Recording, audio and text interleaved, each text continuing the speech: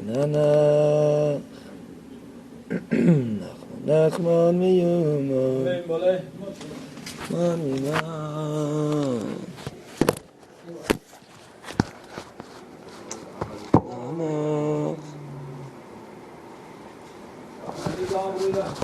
exchange sons.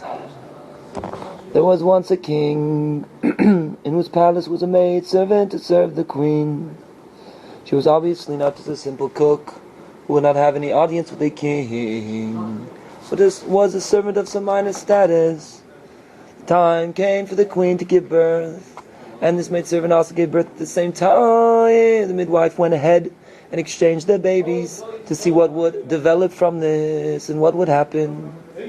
Exchanging the babies, she laid the king's son near the maidservant, and the maidservant's son near the queen, and the boys began to grow. The king's son, that is the one.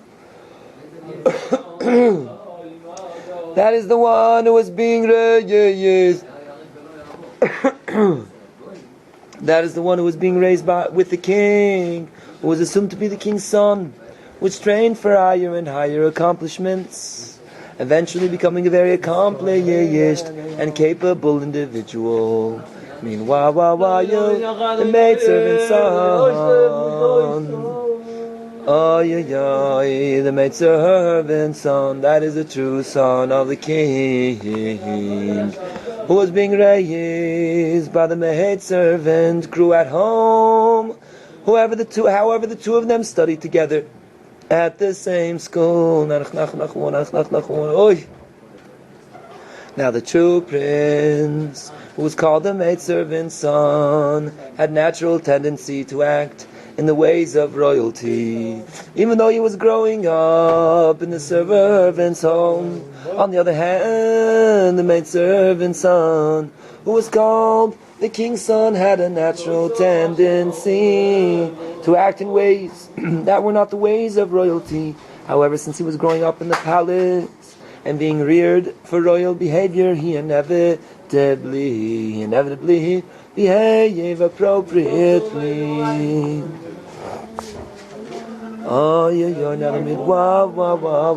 Since women have difficulty controlling themselves, went ahead and revealed the secret to someone. He went ahead.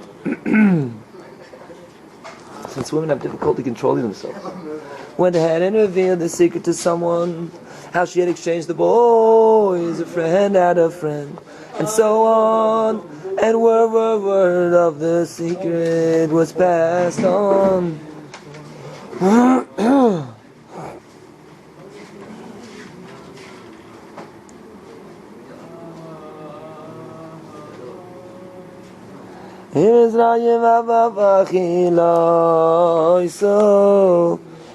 went ahead and revealed the secret to someone.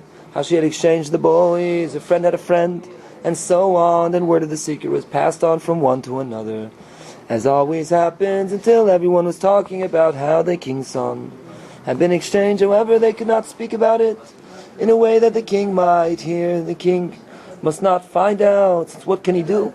Nothing can be done. It cannot be accepted as true, since perhaps it is false, and they cannot be exchanged back. They cannot be exchanged back, so they must certainly not let the king find out. The people continue talking about it among themselves.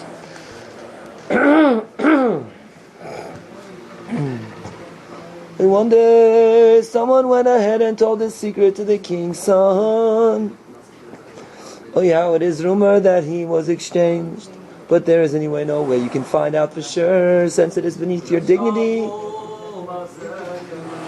So you cannot make any investigation about it.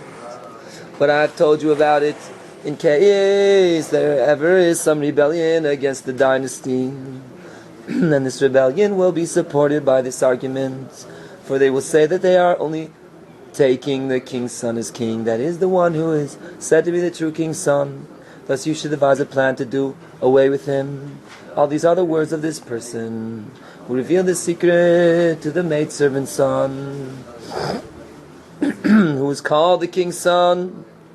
The king's son, that is the true maidservant's son, that began to harass the other son's father, who was really his own father. As a rule, wherever the king's son is mentioned without definition, refers to after the exchange. In other words, the one who was really the maidservant's son, but who was called the king's son, because he was raised by the king. And similarly, regarding the maidservant's son, wherever it is mentioned, only when the true king's son, or the true maidservant's son is mentioned, does it refer to the real truth. He made it a point of always harassing him, persistently treating him cruelty time and again, so that he would be forced to leave the country with his son. As long as the king was still alive, he did not have that much free hand, but he was still able to harass him. Eventually, though, the king became old and died, and the maidservant's son took over the throne. Now he was able to harass the other one's father even more and incessantly, but he acted deceptively so that no one would realize that it is he who is harassing him. For it would not look good to the masses, but by acting stealthily, he was able to incessantly harass him. But by acting stealthily, he was able to incessantly harass him. But the father realized that it was he who was harassing him for that reason, and he spoke to his son, who was a true king's son, telling him the whole story, and said, "I have great compassion on you. Either way, if you are my son, then I certainly have compassion on you. And if you are indeed the true king's son, then I have even more compassion on you, for he wants to completely destroy you. So you must leave the country. He was very distressed by the idea, but the king, the one who was now king, continued to harass him incessantly until the son decided to leave the country. His father gave him a large sum of money, and he left. But the son, that is the true king's son, was extremely angry over being banished from his country for no reason. He asked himself, "Why do I deserve to be banished? If I am the king's son, I certainly do not deserve it. And if I am not the king's son, I also do not deserve to have to flee for no reason. What have I done?" He was very distressed by this, and on account of this he began drinking and visiting brothels. He planned to spend the rest of his life getting drunk and living a wanton life.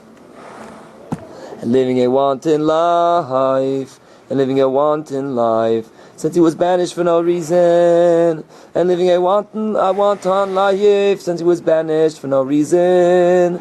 Meanwhile, the king established his rule firmly wherever he heard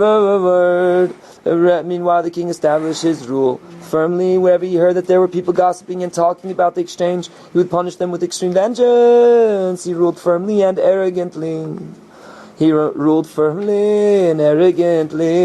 One day the king went out with his ministers on a hunting excursion for wild beasts.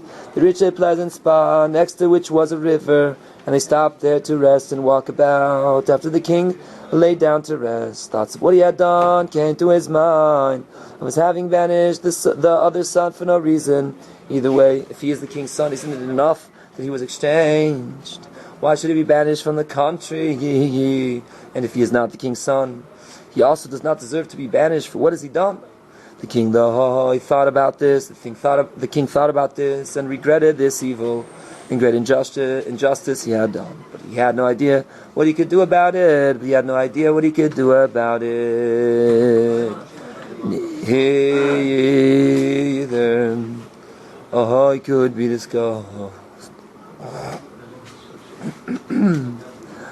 Neither, could be discussed. Neither could he discuss the matter with the counselor. Neither could he discuss the matter with the counselor. Overwhelmed by anxiety, he told his ministers that he wants to return. In his anxiety, he lost interest in hunting, so they returned home. But when the king returned home, he certainly had many affairs to deal with, and after getting involved in his affairs, he forgot about this matter. Meanwhile, the true king's son, who was banished, squandered his money by living the life that he was Once though, when he went out for a walk by himself, he lay down for a rest, and thoughts of what had befallen him came to mind. Oh, he lay down for a rest, and thought of what had befallen him came to mind. Thought, what has God done to me? What has God done? What has God done to me? If I'm the king's son, I certainly do not deserve this. If I'm not the king's son, I also do not deserve this. To have become a vagabond. A vagabond? Become a vagabond and an outcast. After thinking about this, he came to the conclusion, on the contrary, God can do something like this, to exchange the king's son, and that this should befall him. How can I have acted as I did? How can I have acted as I did? Was it appropriate for me to have acted in this way? So he became very distraught. Was it appropriate for me to have acted this way?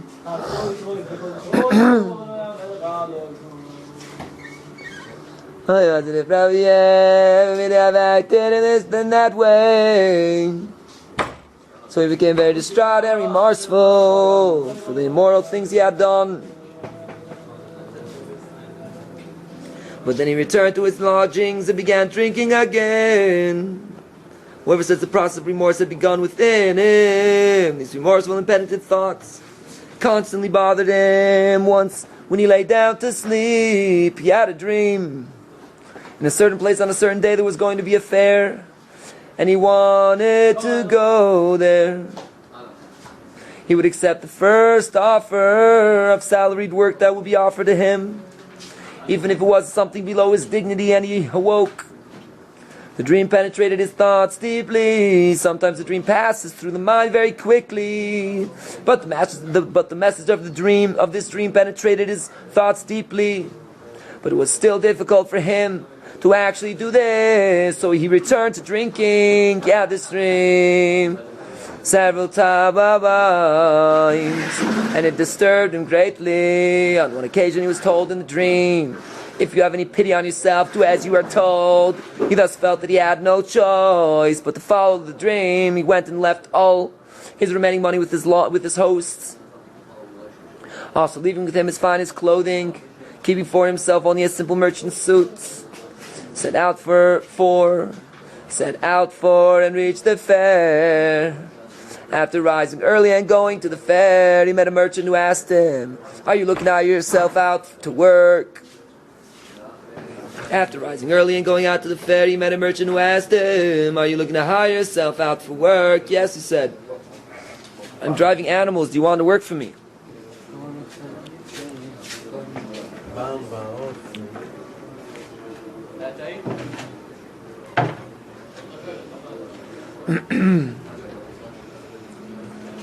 Oh yeah, I am driving animals. Do you want to work for me on account of the dream? He did not give himself any time to ponder it, and immediately answered sure. And with that, the merchant hired him immediately, beginning to use him and abuse him by ordering him what to do as a master relates to his servants. Now he began to reconsider his situation. What have I done? Such work is certainly not appropriate for me, since he is of a delicate nature. He will be forced to lead animals. He will be forced to lead animals and have to walk by foot alongside them. But he could not back out. The merchant was ordering him around as a master does, but he could not back out. The merchant was ordering him around as a master does. So he asked the merchant, how can I manage the animals by myself? There are other herders leading my animals. He answered, go together with them. So he gave him some animals to lead. Oh, and he led them out of the city. The other herders leading the animals were gathered together out there, and they set out together. So he led animals, riding alongside them on his horse. Oh, it was the merchant riding it very cruelly, and treating him especially cruel. And treating him especially cruelly. He was extremely offended of the merchant, seeing how cruelly he was acting towards him. He was afraid that he would strike him one blow, with his stick, and he would die on the spot. He knew him like this on account of his very delicate nature, so he continued leading the animals with the merchant alongside them. When they reached a certain place, they took out the bag in which was the bread for the herders, and the merchant allowed them to eat. They gave him also some bread, and he ate. They continue near a very thick forest. Two of the animals under the young man's lead went off and got lost. The merchant shouted at him, so he went after them to catch them. They continued running away, and he continued pursuing them. Since the forest was so thick, as soon as he went off into the forest, they could not see one another, and he immediately disappeared.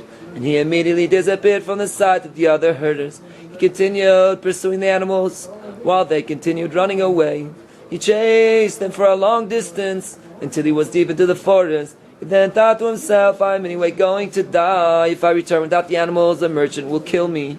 He was so afraid of the merchant that he was sure that he would kill him if he returned without the animals. And if I remain here, I will also be killed by wild animals of the forest. So why should I return to the merchant? There's no way I can return. So why should I return to the merchant?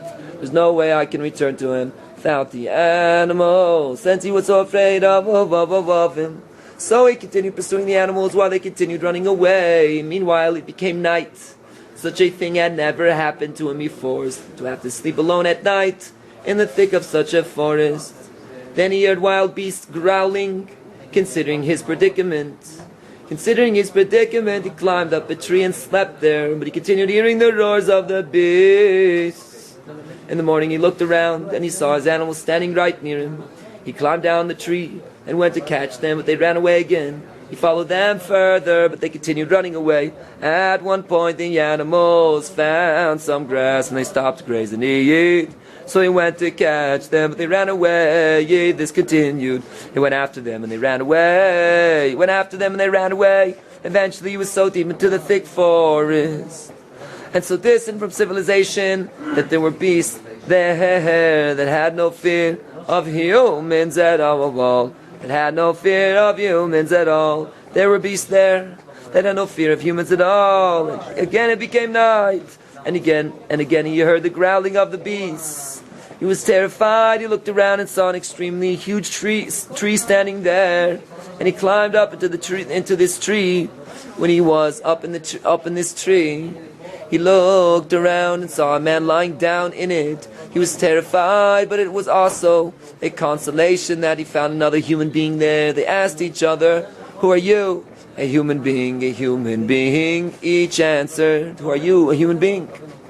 "How did you get here?" The man in the tree asked him. He did not want to reveal his story, so he asked, "Who are you, a human being? Who are you, a human being?" He did not. "How did you get here?" The man in the tree asked him. He did not want to reveal his story, so he said, "On account of animals. I was a herder, and 2 animals went astray and came here. That's how I got here." Then he asked the man he found in the tree, "And how did you get here?" "I came here on account of a horse," he answered. "I was riding a horse, and I stopped to rest, and the horse galloped off and got lost in the forest. I pursued it to catch it, and he continued running away. Eventually I ended up here." They befriended each other and agreed to stay together. They made a pact between them that even when they return to civilization, they will remain together. As the 2 of them lay down there, they heard the growling of the beasts, growling and roaring loudly. Before daybreak the next morning, there was a sound of extremely loud laughter. Ha ha ha! Spreading throughout the forest. The sound of the laughter spread throughout the entire forest. It was such extremely loud laughter that the tree shook and swayed from the noise. He became extremely shaken and terrified.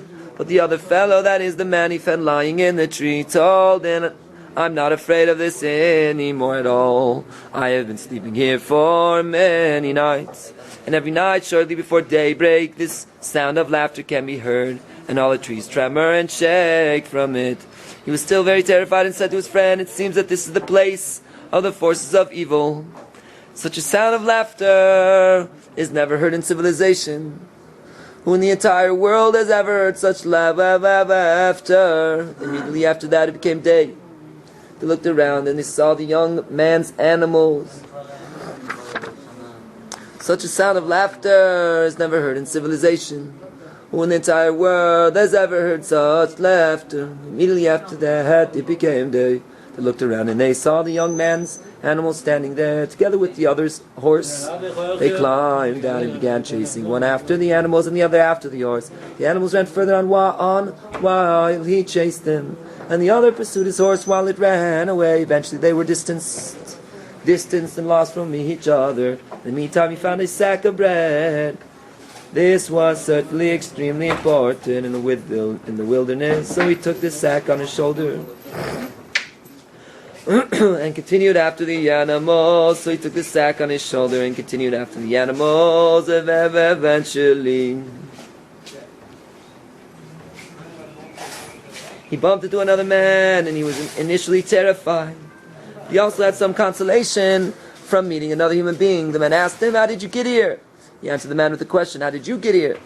The man replied, My forebears and my forebears' forebears grew up here. But you, how did you get here? No human from civilization has ever come here." He began to panic. He realized that he was not a human being at all, since he said that his forebears grew up here, and that no human being from civilization ever comes here. So he understood that he was obviously not human at all. Yet the forest man did not harm him, and in fact treated him warmly. The forest man asked the true king's son, "Oh, what are you doing here? What are you doing here?" He told him that he is chasing the animals. He told him that he is chasing the animals. He told him that he is chasing the animals. "Stop chasing your sins," the man told him. "They are not animals at all, but your sins that have brought you here. You've already received your punishment, so now stop chasing them. Come with me and you will attain what you deserve." And he followed them, but the young man was afraid to talk with him and question him, fearing that such a man might just open his mouth and swallow him. Realizing that he was not human at all, nevertheless, he followed him. Meanwhile, he met his friend who had been chasing the horse. As soon as he saw him, he indicated to him, "Be careful, this is not a human being at all. Don't have anything to do with him. He's not human at all." Then he went over to him and whispered all the above in his ear.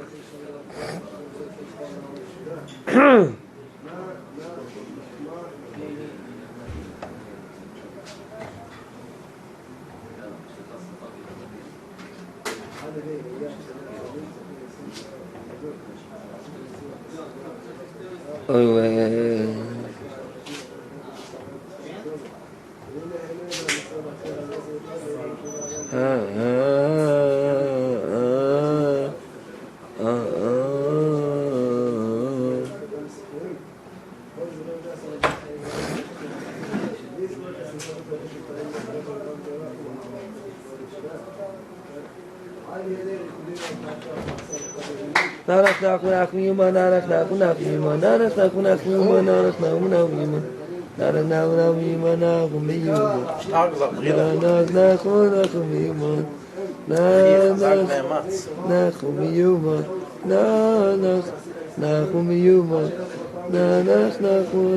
nachman. When his friend with the horse saw the sack of bread on his shoulder, he began begging him, "My brother, it is days now that I have not eaten. Please give me some bread." In a wilderness like this, he responded, "No arguments will help. My life takes precedence, and I need the bread for myself." But he continued begging and beseeching him intensely, "I will give you whatever you want." Though nothing is of any value in the wilderness compared to bread. "What can you give me?" he said. "What can you give me in the wilderness for bread?" The man with the horse then said to the one with the animals, who was the true king's son, "I will give you my very self. I will give you my very self. I will give you my very self. I will sell myself to you for bread." The one with the animals thought it through to himself.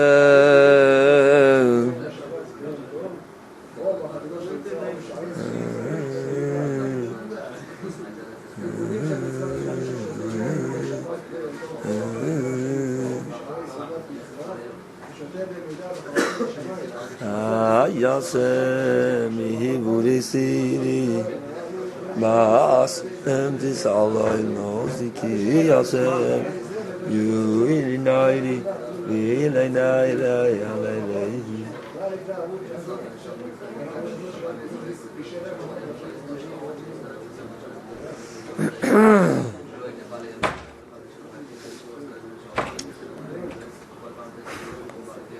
Nach meuman, nach meuman, nach meuman, nach meuman, nach meuman. Oy nach meuman, nach meuman. So he purchased him as an eternal slave. He swore to him under oath that he would be his lifelong slave, even after they returned to civilization.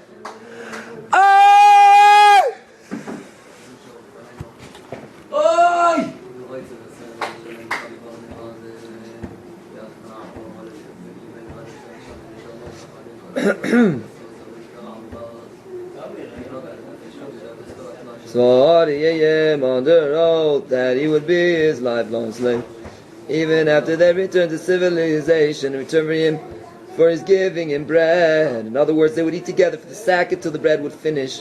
Two of them followed the forest man, the slave walking in the back, that is, the man with the horse who sold himself as a slave to the one with the animals, walked after the man with the animals, and the two of them walked after the forest man. This made things easier for him. He needed to pick something up, or do whatever. He just ordered his slave to do it, to pick up the object, or do for him as he wished. They continued following the forest man until they reached a place where there were snakes and scorpions. He was terrified. How will we get past here? He asked the forest man. Is that what you're worried about? He answered him. How will you get to my house? And with that, he pointed to his house, which was standing in midair. How will you get into my house? But they followed the forest man, who brought them safely into the house. He gave them to eat and drink. And the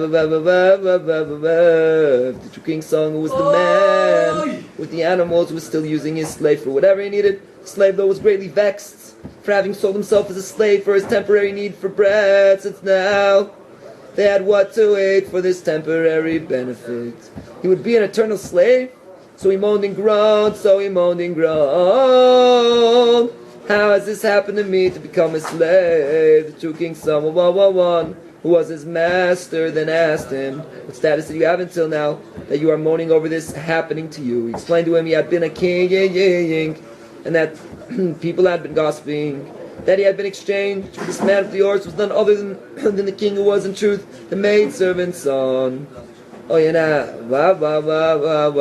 He had banished his friend. At one point he realized that he had not acted properly and regretted it. At one point he realized that he had not acted properly and regretted it.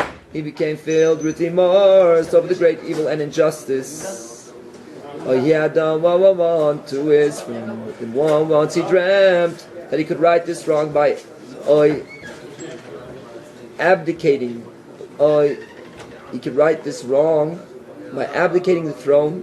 By abdicating the throne and following wherever his eyes would lead him, that would atone for his sin.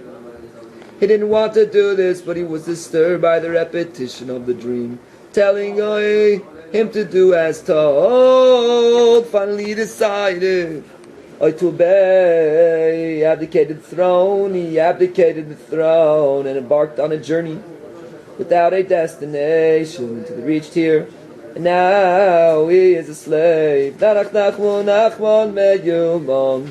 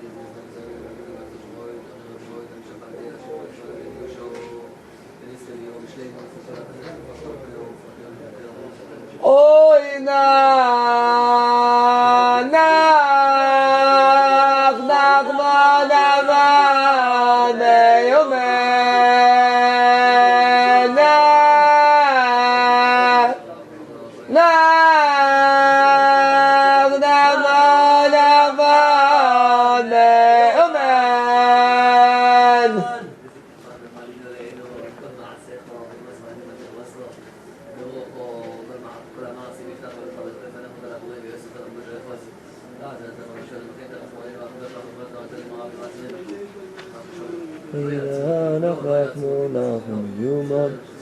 Nanach, nachmo, nachmo, meuman. Nanach, nachmo, nachmo, meuman. Nanach, nachmo, nachmo, meuman. Nanach, nachmo, nachmo, meuman. Nanach, nachmo, nachmo, meuman. Nanach, nachmo, meuman. Nanach, nachmo, nachmo, meuman. תעשה סניף במיאמי, לננחים.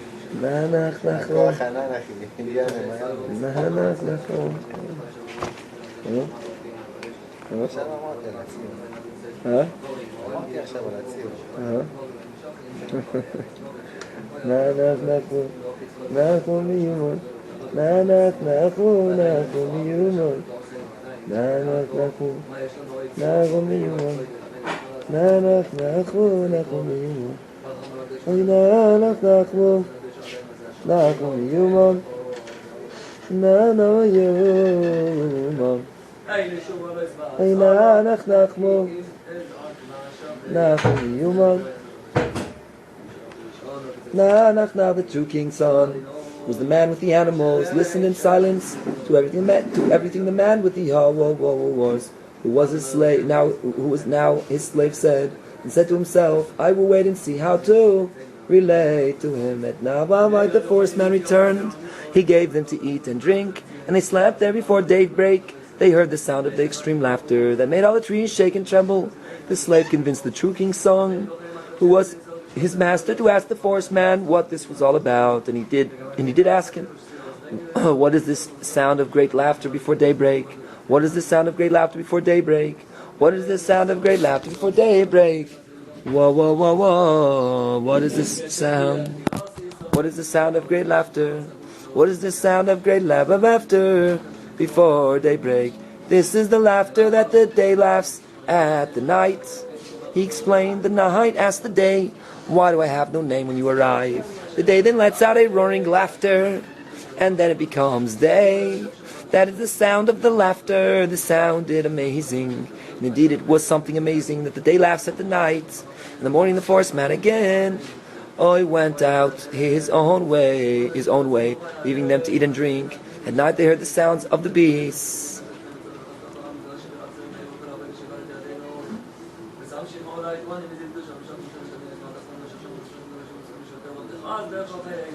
Leaving them to eat and drink, and now they hear the sounds of the beasts, each type roaring and growling with different sounds.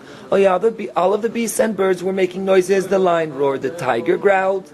With a different sound, the birds whistled and chirped with their voices. They were all making loud sounds. They were initially so terrified that they tried to ignore the sounds being made, but after a while they paid some attention and heard that it was the sound of awesomely wondrous music and song. Then they paid closer attention and heard that the sound of this music and song was so absolutely amazing. It was such an awesomely amazing pleasure to hear it, that all other pleasures of the world were rendered absolutely and totally empty compared to the awesome pleasure of this song. They discussed it between them and decided to remain there.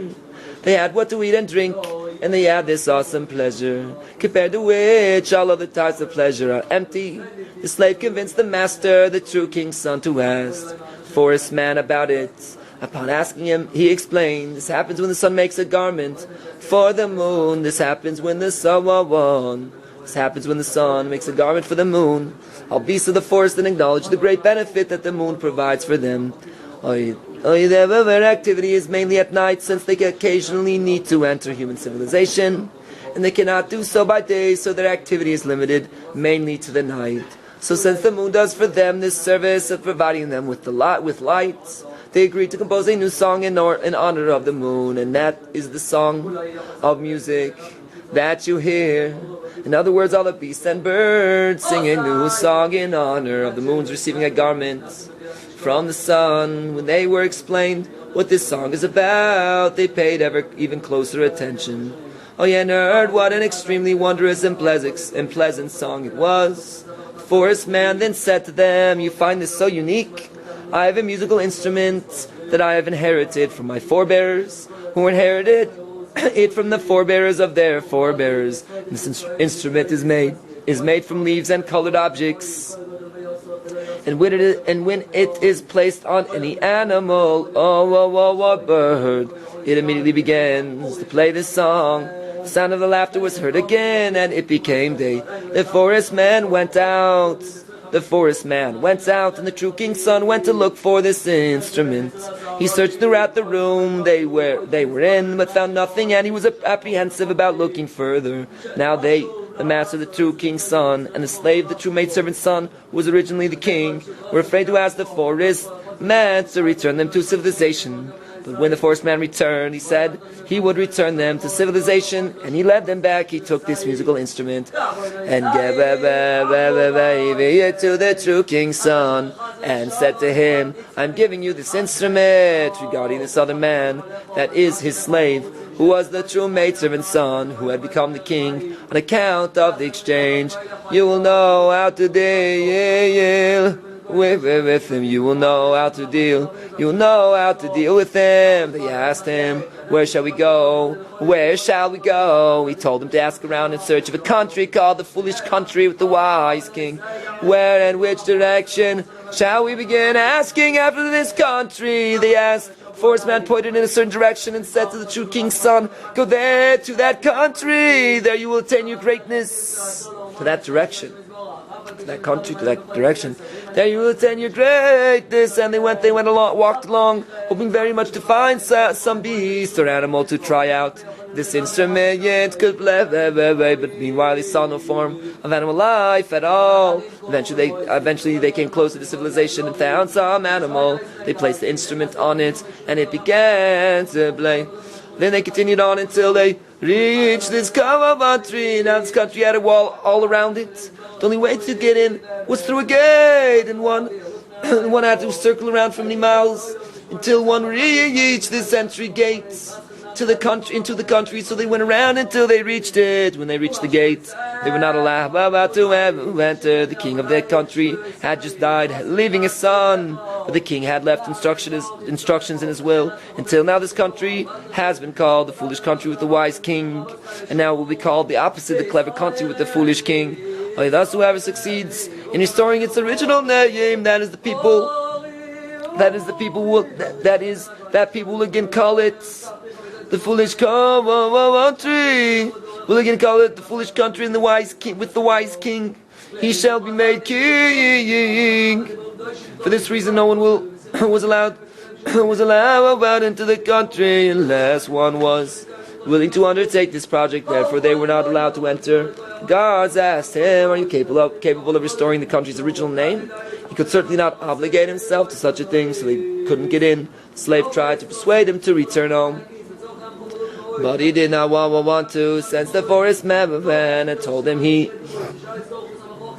to go to this country where he would attain his greatness. Meanwhile, another man came along, riding a horse, who wanted to enter, but was also not allowed in for the same reason.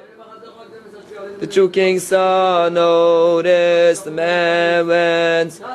The true king's son noticed the man's horse standing there. So he took the instrument.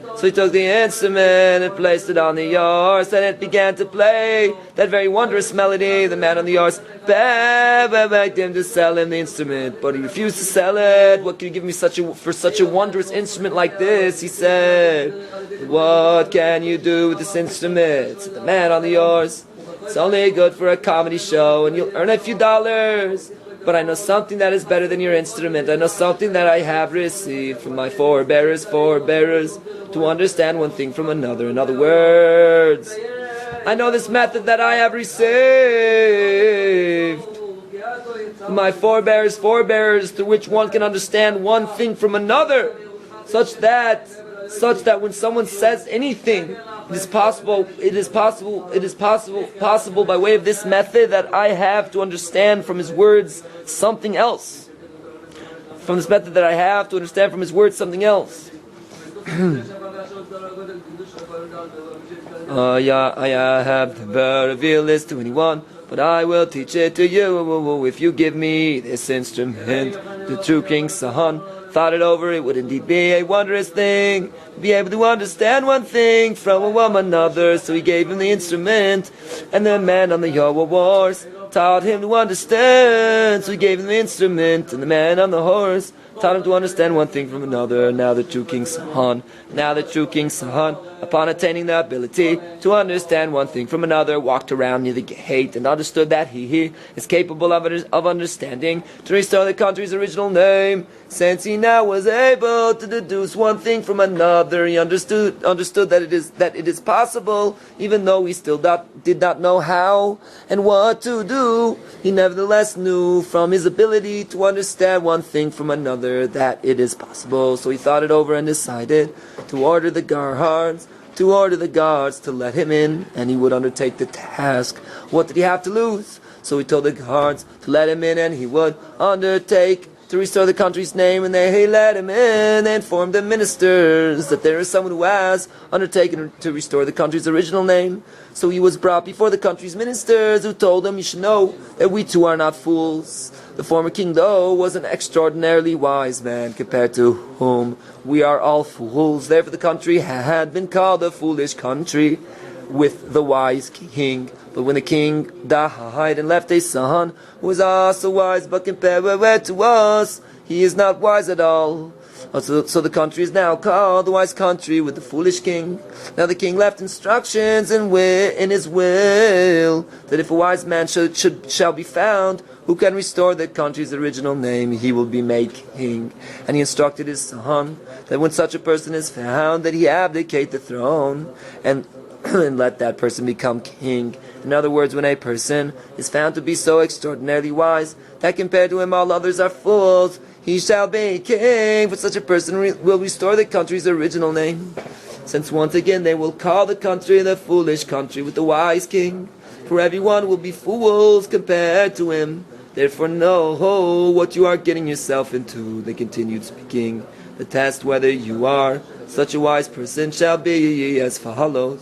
There is a garden that was left by the former king, who was extraordinarily wise. This garden is extraordinarily wondrous.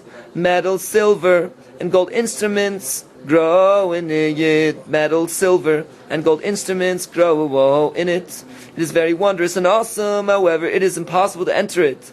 As soon as one enters it, he is immediately pursued. As he is being pursued, he screams, though he has no idea why, for he sees no one pursuing him, but he is pursued until he is chased out of the garden. So let us say, if you are wise, if you can enter into this garden." He asked them if the person who enters is beaten. And they told him that mainly one is pursued without knowing who is pursuing him, and one flees in very great terror. This was what they have. This is what they have been told by those who tried to enter. So the true king's son went over to the garden. He saw that it had a wall around it with an open gate and no guards. Such a garden certainly did not need any guards. He walked around the garden and looked. He saw that next to the garden was standing a statue of a man, and above this figure was a tablet upon which was written that this man had been the king some centuries ago, and that during his reign had been peace. Until his reign there had been wars, and after him as well there had been wars, but during his reign had been peace. Since he understood one thing from another, he understood that the entire riddle had to do with this statue. When one enters the garden and it is pursued, one need not flee at all. One only needs to stand next to the statue and thereby be rescued. Furthermore, if one takes this statue and sets it inside near the entrance, then anyone will be able near the entrance. Nanach. Furthermore, if one takes the statue and sets it inside near the entrance, then anyone will be able to enter the garden safely. True King's son understood all this by his ability to understand one thing from another. So he went and entered the garden, and as soon as he was pursued, he went over to the statue that stood right outside the garden, so he was able to leave safely without any harm. Others, though, who had entered the garden and were pursued, fled fled with such great terror that they got banged and struck in the process. But he was able to leave safely and calmly by sitting next to the statue. The ministers saw this and were amazed that he was able to leave safely. Oh, yo, the true king's son, and instructed to have this statue taken and set inside the garden. This was done, and then all of the ministers entered the garden and left safely without any harm. Oh, yo.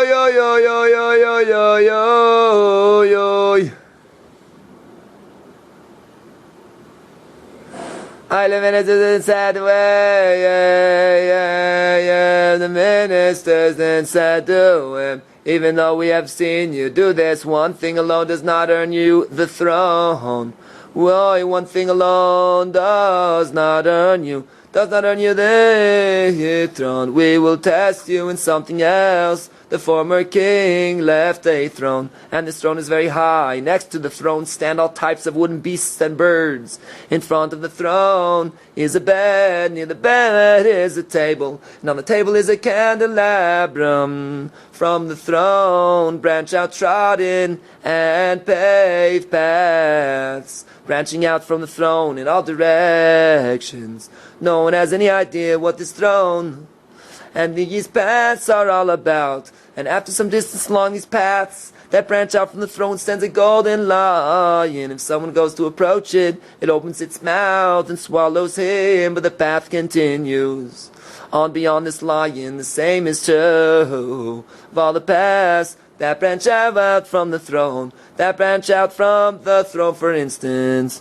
Along another path that branches out from the throne. One is different in a different direction. After a certain distance stands a different type of beast. It stands a different type of beast, such as a tiger, made of a different type of metal.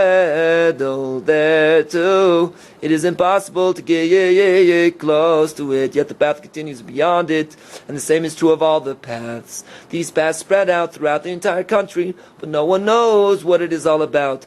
All these things, these paths. So try your skill here if you can figure out what this throne. Also try your skill here if you can figure out what this throne and all the other things are about. Nach, nachman, meuman.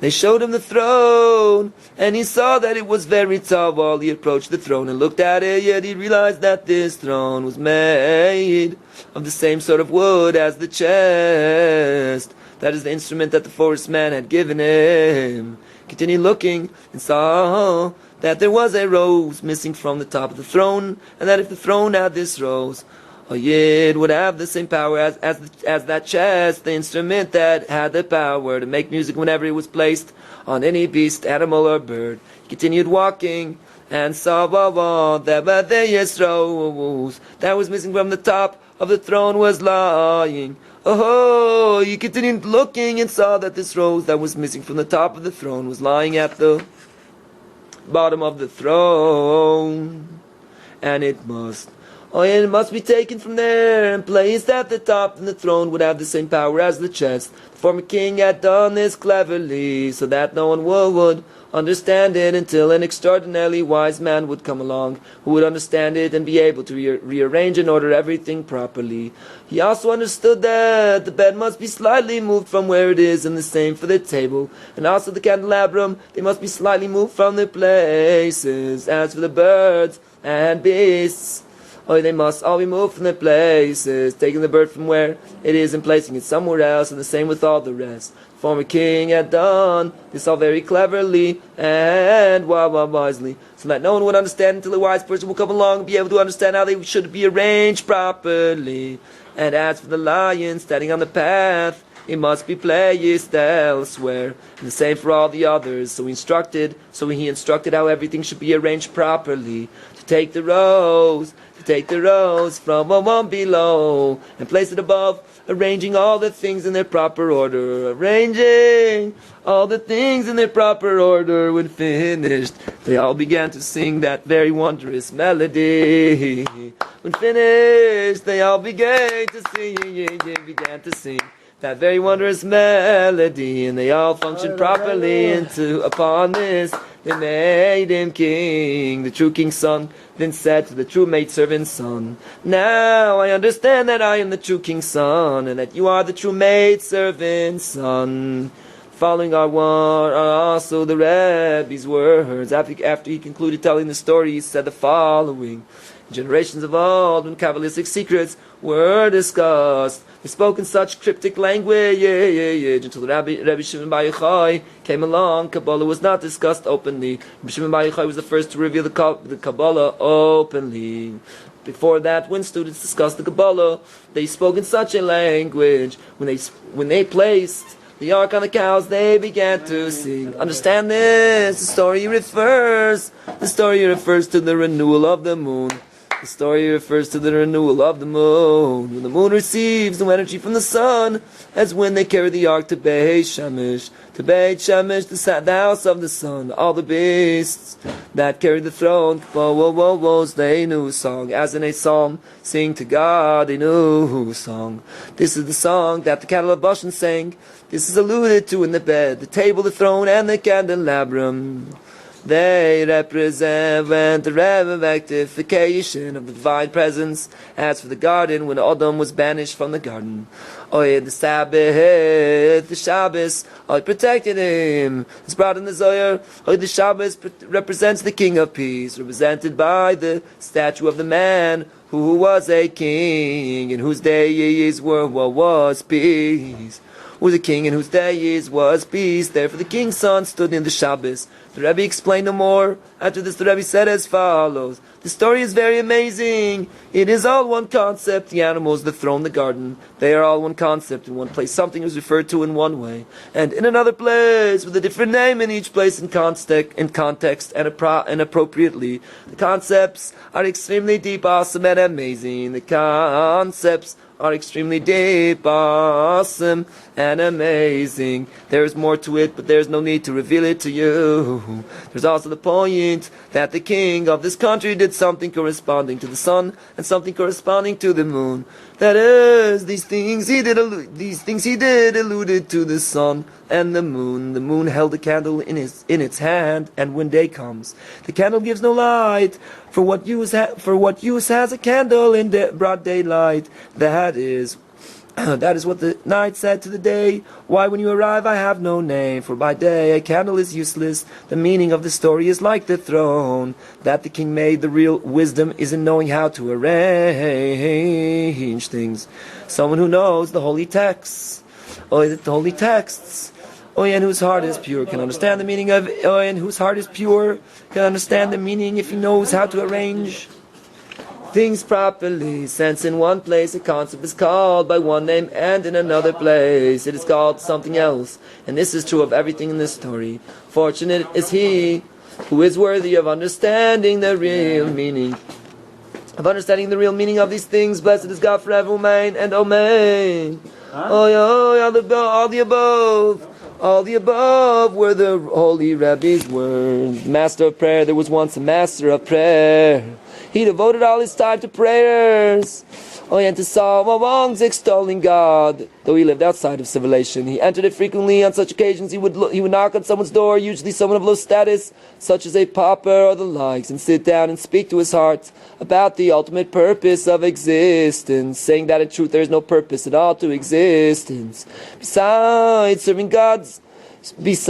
serving God one's entire lifetime of one, spending one's life praying to God and singing songs extolling Him, he would speak at length to this person with such inspiring words until his message penetrated the person's heart, and he desired to become his follower.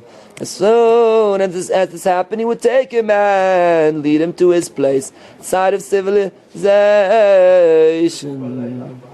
Now this master of prayer had chosen a place outside of civilization next to a river, near which grew trees, whose fruit they would eat.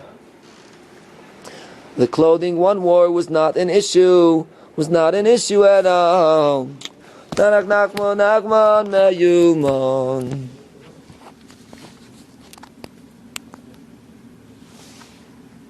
Nanach, nachma.